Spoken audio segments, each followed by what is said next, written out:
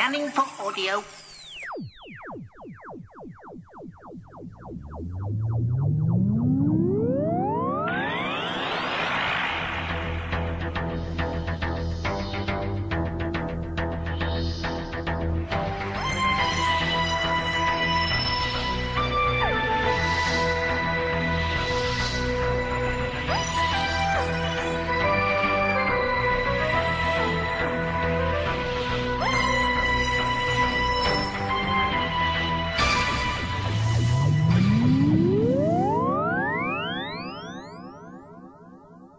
Hello and welcome to Tin Dog Podcast number 500. Yes, I've been going for longer than anyone cares to think about these things. And as always, on these special occasions, I have a special guest to chat to, and it's none other than the man who isn't known as Mr. Doctor Who, although for a short time he kind of was. It's Paul Cornell. Hello, Paul. Hey, good evening. How are you? Absolutely fine. Now, you've been busy beavering away, producing a rather nice little, well, it's the Four Doctors. Well, to be precise, it's just called Four Doctors, but I keep dropping that "the" back into it as well. I can't avoid it. It just is a habit of speech Doctor Who fans are programmed with.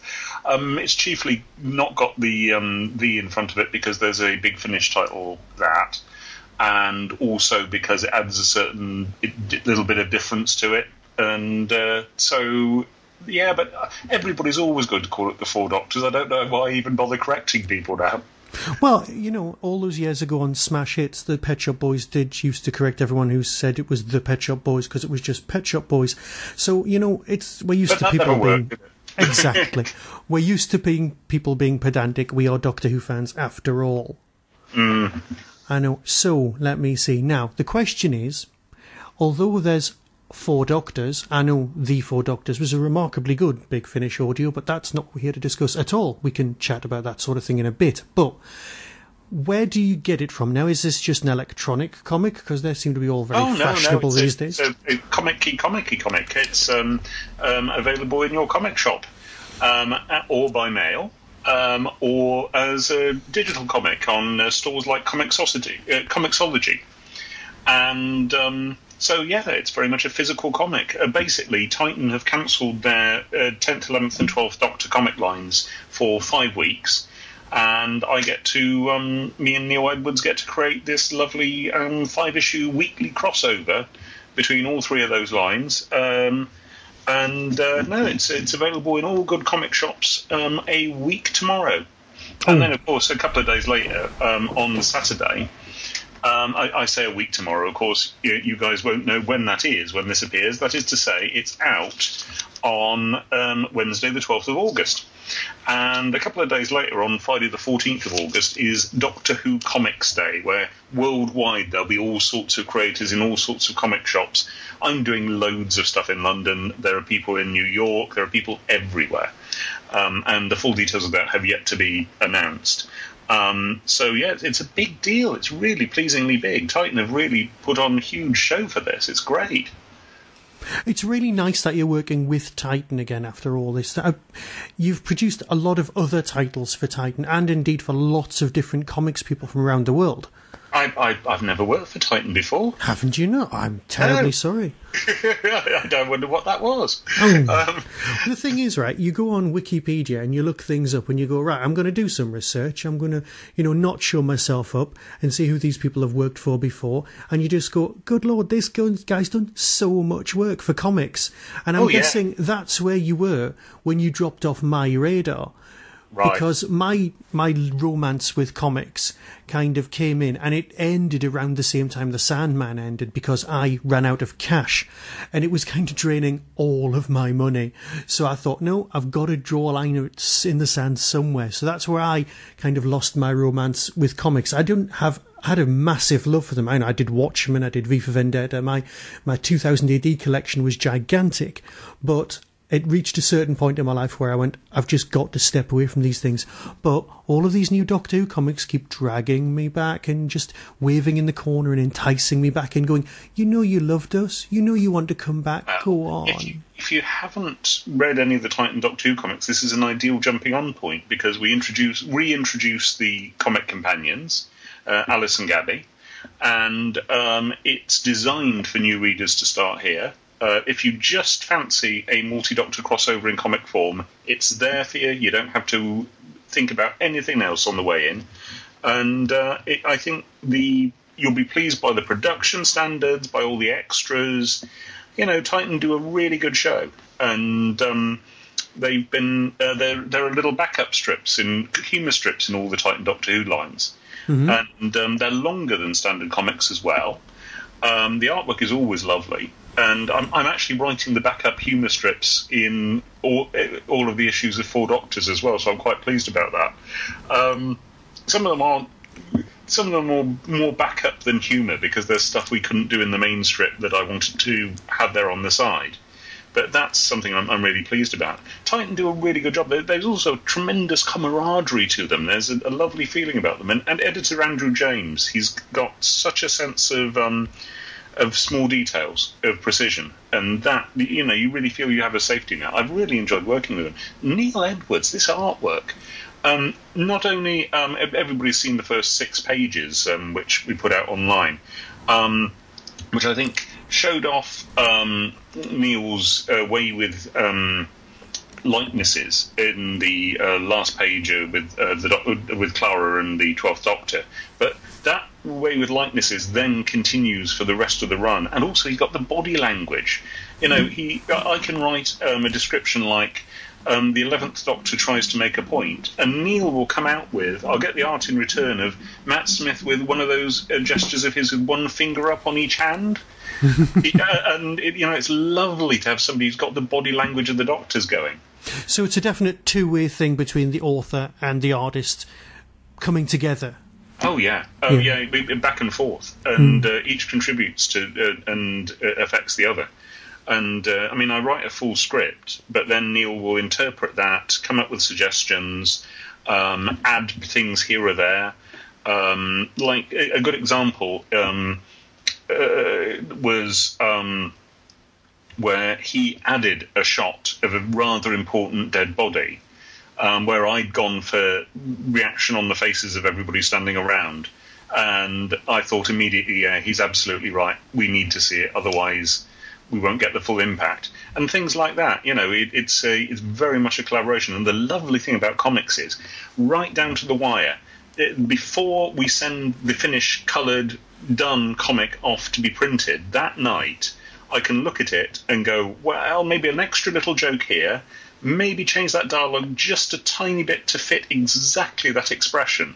So you can really fix it down to a microscopic degree right to the last minute, and I love that.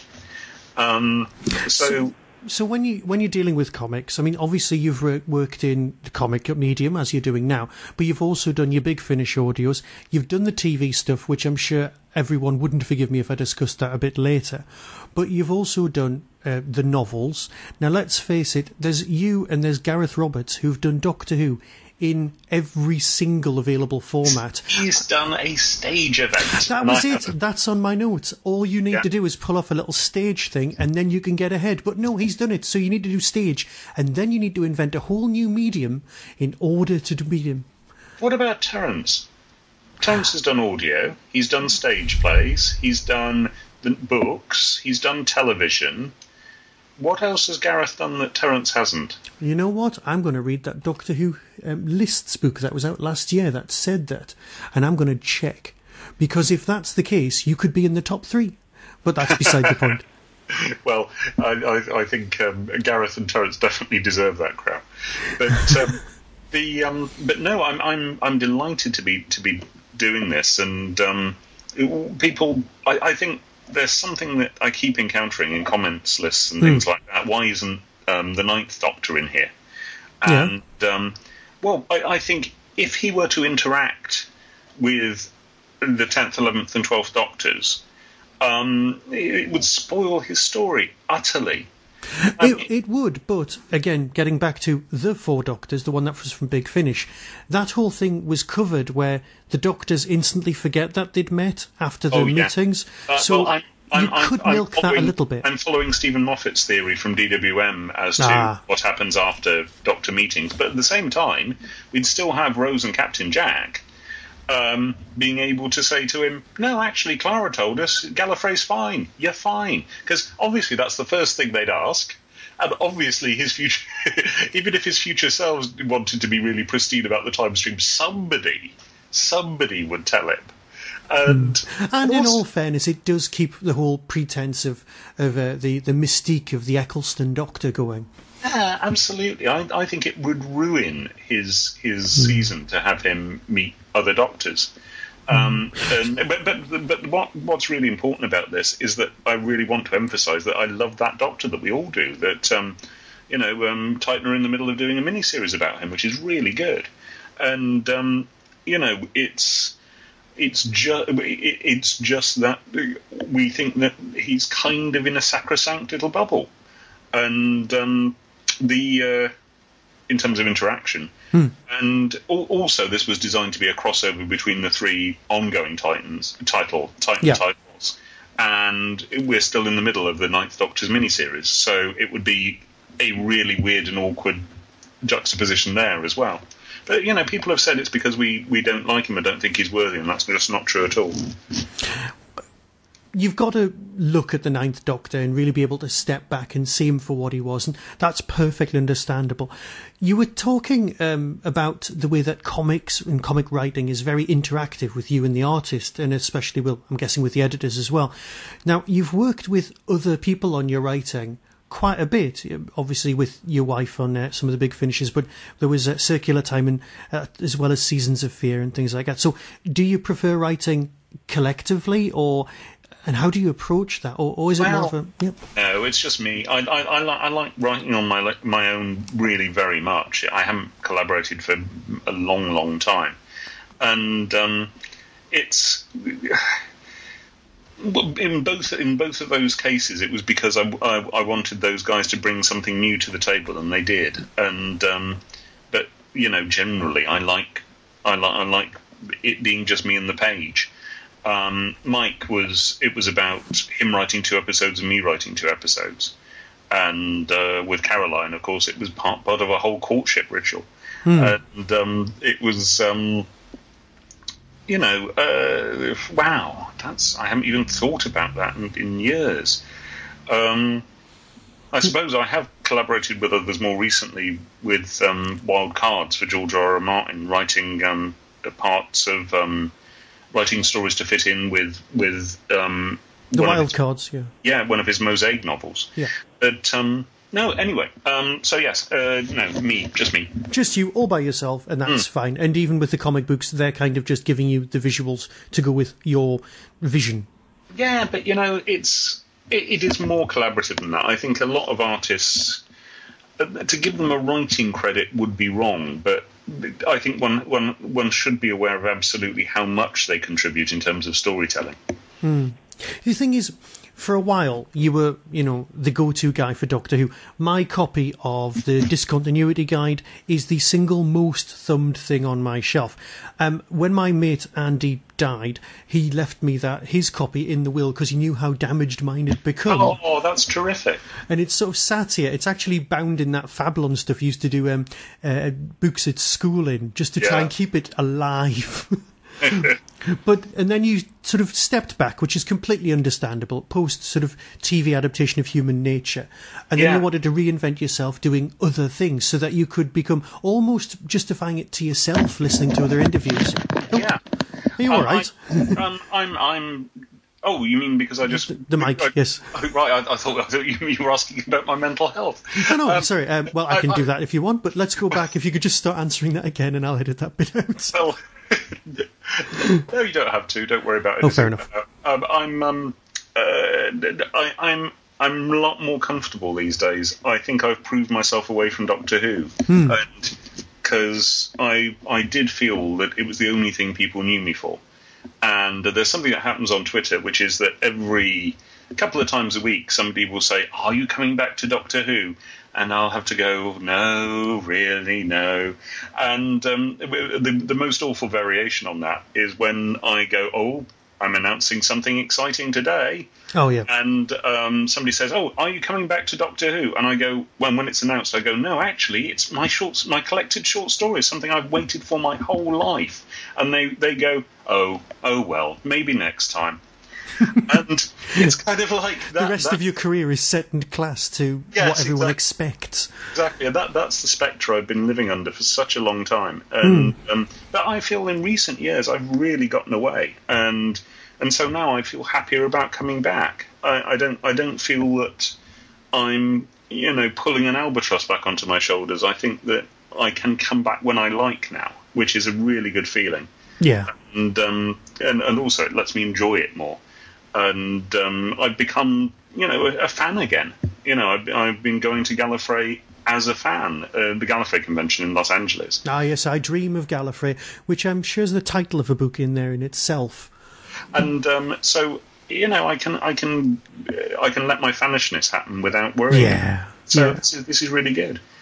No, and it's always nice to be able to just sort of let yourself go and grow into yourself. I mean, you talked about, there was a project years ago that you mentioned, which I never saw evolve, which was, I think it was called Chalk. Good lord. That's, well, you never know. I was going to say, that was something I was particularly interested in, sort of looking forward to, but I was wondering what you'd do with it. But I've got a feeling that some of the themes that will have gone on in the original project, because nothing ever really goes away, it just gets used and absorbed into other works. There's well, you never know. There's a possibility that this may happen. It was my it's a novel. It's a standalone novel which something may happen with. Anyway. Indeed. But there are other projects you've got on. Now, before we talk about the other things, because I'm quite interested in the Witches book that's coming out very soon. Oh, yeah.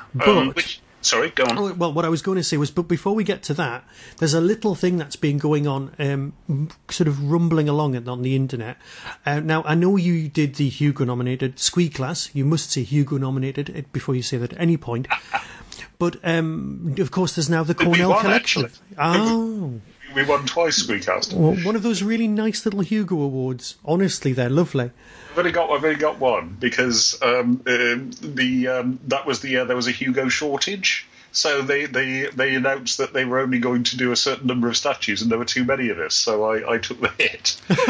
So I've only got one Hugo statue. But, nice. We always remember the great Hugo shortage. So you're now in the Cornell Collective. Well, you're head of the Cornell Collective. And do you want to talk a little bit about that?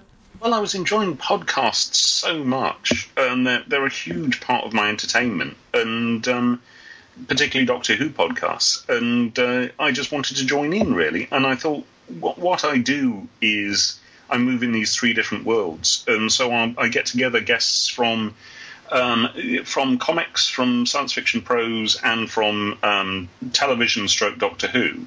And there's always a big dollop of Doctor Who with one of these guests at least. And we get these three guests on board and we talk to them in a very relaxed late night chat show format. And it's going well so far. I'm quite pleased with it. We're 2 episodes in, and we drop an episode every month. And I'm just really enjoying it. I had to listen to episode 2 today, and it's kind of, well, it's not just informative, but you're introducing people who I've not come across. I hadn't heard of the YouTube girl from episode 2 at all, and everything was very interesting that she had to say, as well as the authors, of course. Anybody who's listened to the Tin Dog podcast knows that I'm a struggling, non-existent author, and listening to other people tell the tales of their evolution as authors and writers and things like that really says a lot to me, and it's kind of useful as well. So if you've not heard the Cornell Collective, go out, download it. Of course it's free, just like all the other podcasts. Go for it. I really like exactly that effect you describe. I love that people who come in for one of those people will end up hearing about the other two, that they get introduced to each other and they meet each other's audiences as well. Exactly. Oh, getting back to something you said earlier, obviously I'm guessing you've got George R.R. Martin's email address. Could you email him and tell him not to do anything else? We don't mind him taking his time at all. Take as long as he needs to write them. Just stop doing any other projects so that you can concentrate. That's fine. That's all we ask. I'm not about to say that to him at all. You can tell him someone else said it. It's fine. Yeah, like that would make it any better. Not at all. I know. We're worried about him. We're worried about his characters. I was very pleased that he took several blogs out of his schedule to really tear the living daylights out of the sad puppies recently. I thought that was a good use of his time. Oh, fair enough. But Sorry, we're wandering now, and I've taken you completely away from the Cornell Collective. Yeah, well, I think that's all there is to it, honestly. Well, in that case, I just need to ask you a couple of more things. I've got a massive list, but I don't want to take up your time. I meant that's all there is to it about the Cornell collection. Oh, right. Fair enough. Do keep on going. Okay, next on the big list of things to chat about, obviously, is your new Witches book that's coming out, as you are indeed a ridiculously busy writer, wanting to spend time by himself as you are. I've got four things coming out in 6 weeks. Four? That's just far too much. Two comics, a short story collection, and a novella within 6 weeks. So publicising these is getting really tough. I'm having to do joint blogs where I separate them out, and my Twitter audience must be getting really bored because I just have to keep leaping between different things. And we're all going to have to make a choice between which ones we buy first. Well, I hope that's the choice. The Witches of Lichford is a novella that's coming out from Tor.com, which are ebooks and print on demand, so you can have a physical copy if you want one, if you order one from your store. It's the second in Tor.com series of these, which is an ongoing monthly series, so I'm very honoured to be so high in the batting order. It's about three disparate women in a little Cotswolds town in the present day who band together to fight the onset of supernatural evil in the form of a supermarket chain which is arriving in their town. And it's kind of, there's humour, it's a little bit Pratchett-esque, but there's also great darkness as well. And I'm immensely proud of it. It's me doing that modern fantasy thing, and really, really delighted to. Again, Tor.com are a good house, and there's a lovely cover, and I just can't wait to get the first physical copies in my hands. I'm delighted by that, and that's out September the 6th, certainly in the first week of September. It's got a very nice looking cover. It's gorgeous, isn't it? It is very nice. It's one of those things you'd walk into a bookshop and you'd go, "Ooh, what's that?" And it would just sort of attract your attention from the corner of the eye. It's not overstated. It's nice and subtle, but it looks like it would have a nice feel while you were reading it as well. It's one of those textured things. And it's kind of, I wanted to write something for and about the people where we live now. We're in the middle of the Cotswolds, and I wanted to write something that would appeal to people around here and people who might want to come here and have a real feel of this very, very deep Englishness to it. Well, yeah. There are witches in this story. Obviously, you've got the Damned Band going on as well, which has got some more demonic aspect, shall we say. And then on the internet, you describe yourself as a pagan and a Christian. Now, you've got, obviously, your wife's got her, well, I wouldn't say even job, I'd say her calling. Oh, yes. Yes. And you've got yourself down as a pagan. Now, as someone who also has, let's call it a green man door knocker, and we'll leave it there. Well, that's between you and your doctor. Yeah, exactly. Do you want to talk anything about that? Because it's kind of interesting. Well, I tend not to talk about this because if you don't want to, that's absolutely fine. No. But I do when asked. I think there's a difference between being asked and just inviting yourself. I'm a Christian with pagan sympathies. That is to say, I was a Wiccan at college, and I've always adored Wiccan practice, and I see no conflict. Most of the magic that's been done in Britain in history, and I think this is reflected very well in the book of Jonathan Strange and Mr. Norrell. Yes, was in a Christian context, and that's something that's completely lost as an idea now. That most so-called witches, most practitioners down the centuries would have regarded themselves as Christians while being Wiccans, Wicca was invented by Stanley Gardner in the 1920s, but while being whatever the original belief system that Wicca was a translation of. I just don't see the need to cast it aside or be anti it just because I've got this new thing going which doesn't feel antithetical to it at all. And I've certainly practiced. Caroline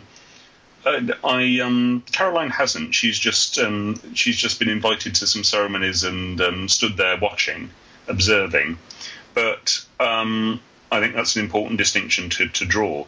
But now I've practiced with my belief system. At an EasterCon, Liz Williams led a circle, and I was very grateful to be invited to participate in that, and did so with some Christian contribution.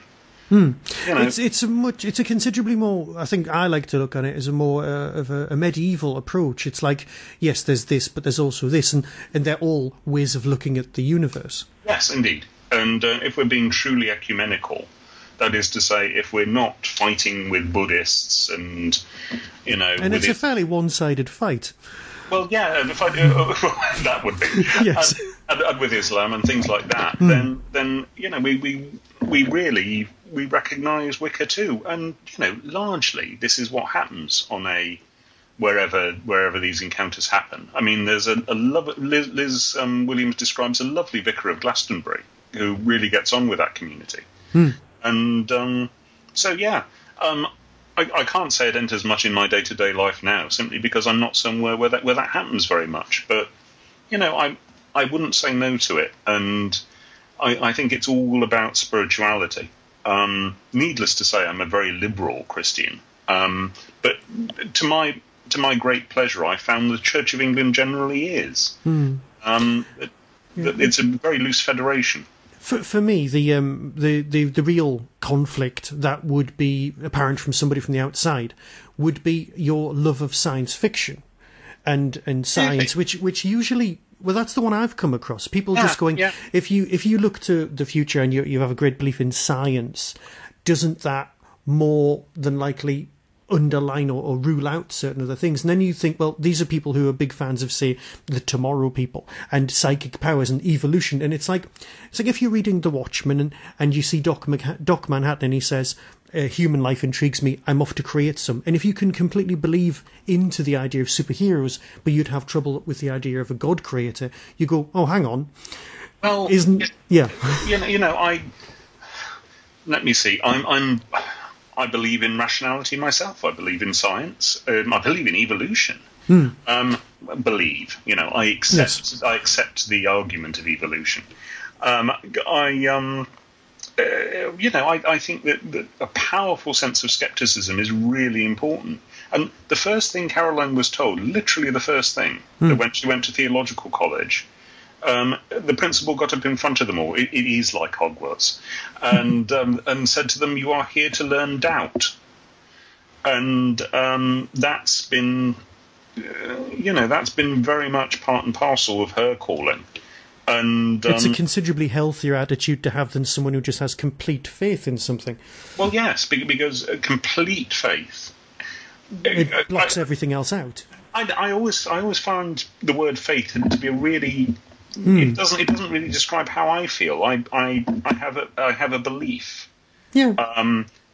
Faith seems to be used as something unshakable. Yeah. And the thing is, though, I have this really nice safety net that if somebody conclusively proved to me that there was no God and that Christ, I think it's hard to argue against a historical Christ, but that Christ was just a guy, then I would say, okay, you've proved that to me, but I will still be a Christian because I think this is the best way to live. I think that there's a whole branch of Christianity called the non-realists who don't actually believe that there's a God, but who think that this is the best way to live one's life. And, it's not that I would believe in the face of the evidence. I would still act this way in the face of the evidence. And I think walking the walk is more important than talking the talk or having the belief. Ah, yes. But it would be very hard to prove to me that. And, anyway, this has gone in a direction I didn't expect. Well, that's absolutely fine. That's not a problem. I'll drag you back. That's not a problem. Here we are. You always finish the Cornell Back Collective. Back in the room. It's fine. You always finish the Cornell Collective with one question, which is, what's your favourite piece of work? So let's turn it round, because you never get to answer that. Let's find out, at this moment, what's your favourite. Now, you can choose from the 4 that you've got coming out, or you can go all the way back if you want, if there's some sort of gut reaction. Can I choose one from each medium? If you wish, you can do whatever you want. You're the guest. Televised human nature. Okay. Lovely direction, great cast. Russell's bits are wonderful. Even over Father's Day? Yeah, actually, yeah. Don't quite know why. I don't think I got the time paradox right in Father's Day. I think that I like time paradoxes where it's all absolutely like clockwork. Yeah. And that's a more emotionally driven one in Father's Day, and that always annoys me a bit. So human nature, comics.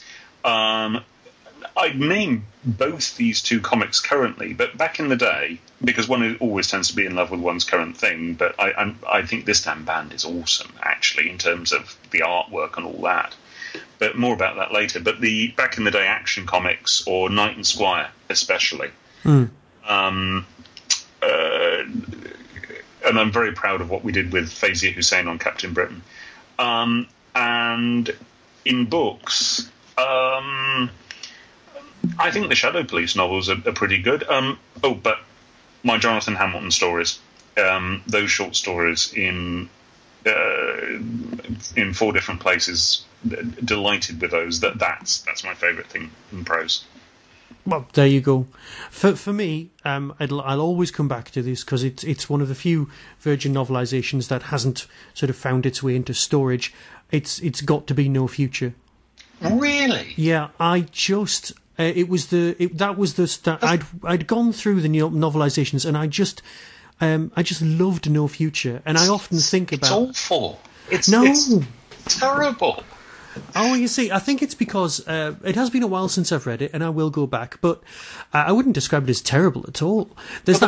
Yeah, sorry, go on. The way that I hold off all the explanations and kind of plough them flat like smoothing a carpet until they form an enormous bulge at the end. And I literally have to have a chapter of everybody standing around explaining everything at the end. You know what? I probably needed that at the time. Oh. I probably needed a nice little route of exposition. No, I remember absolutely loving No Future at the time. I genuinely do. Oh, I just think it's the book that Craig Hinton gave a good kicking to in DWM, and I sat down afterward reading his review and thought he's absolutely right. And I thought I'd become decadent and foolish and packed it with in-jokes, and that's what made me do Human Nature. You know what? Perhaps that would be it. Perhaps it was the in-jokes, and I was an in-joke kind of a person at the time. I adored Professor X to such an extent that me and my mate actually made Professor X T-shirts. Well, that's nice to hear. Yeah. But no, Human Nature was a reaction to that. I wanted to write something serious again. Oh, so even if you didn't like it, something wonderful came of it, because Human Nature was pretty good. Well, let's face it, it's the one that got adapted. It's the one that's just had a reprint. Nice reprint. It's a very nice cover. It's just nice. I was really pleased with that. They've done a really good job. So, before we sort of finish off this remarkably nice chat, is there something else you wanted to talk about? Because I think This Damn Band deserves to have a bit of a chat. Oh, well, thank you. It's my 6-issue miniseries from Dark Horse, which will be out, the first issue, which by the time your listeners hear this, it's about the most famous rock band of the 1970s, who would like to say that they worship the devil and discover to their absolute horror that actually they worship the devil. It's a Ghostbusters-style horror comedy, and it's told to camera like a mockumentary, with interviews and concept footage and handheld cameras following them around, so we get to see the gap between what they say and what they do. And Tony Parker, the artist, is just doing amazing things, and I get to do all this lovely back matter, like discographies with album covers and rock family trees and all that, and delighted with that. That's on Comixology and in your comic shops now. And also, I've got my collected short stories, A Better Way to Die. Of course, I meant to discuss those earlier on. Go for it. That's the Four Things, which has made a raid on the UK Amazon SF Anthologies top 10 today. We were as high as number 7 at one point, and very pleased to have all my short stories in one place, including all the Hamilton stories, and very pleased that somebody else would decide to publish that. Just delighted. And I've done introductions for all of them and put them in kind of context. And it's got my wild card stuff and all my Hamilton stuff. So anyway, yeah, thank you for letting me talk about all this stuff on a Doctor Who podcast. Very pleased to do so. An absolute pleasure. I mean, the Tin Dog's been around for a while, but as most people know, we just don't have that many guests. It's normally just me talking to a microphone randomly. So I'd like to listen to your Liz Mars edition. That was fun. Ah, yes. Well, this is episode 500, and thank you very much, Mr. Paul Cornell, for joining me. You have another 500. Thank you for having me. Thank you. Be seeing you. Bye.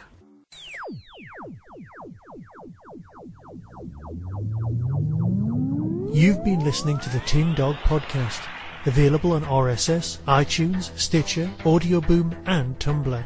Doctor Who and its associated works are copyright of the BBC. No infringement is intended.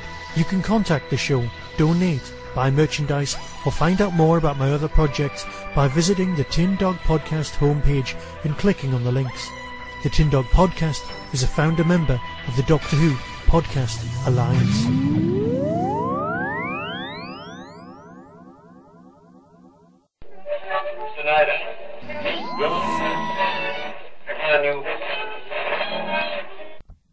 On the 5th of September 2015, Hooverville will return.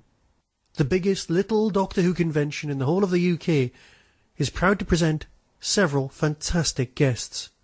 First off is the Colin Baker, a man who needs absolutely no introduction. Guests also include the author Jenny Colgan, responsible for Dark Horizons and Time Trips, Richard Marson, the man behind JNT, The Life and Scandalous Times, and the brand new book, Drama and Delight, the biography of Verity Lambert. Dan Starkey, the man behind the mask when it comes to Commander Strax, and of course Ian the Elf in the Christmas special. Terence Dix, one of the men behind the Third Doctor and more Target novelisations than you can shake a stick at. The actor David Benson, from Robot of Sherwood, Iris Wildtime and the Scarifiers. Matthew Waterhouse, yes, Adrake. Michael Pickwood, the current production manager on Doctor Who, and Karen Louise Hollis, author of The Man Behind the Master, the biography of Anthony Ainley. More guests may be added, but either way, that's a fantastic lineup. Visit the Derby Quad website on www.derbyquad.co.uk and follow the links. Saturday the 5th of September 2015. See you there. Tonight.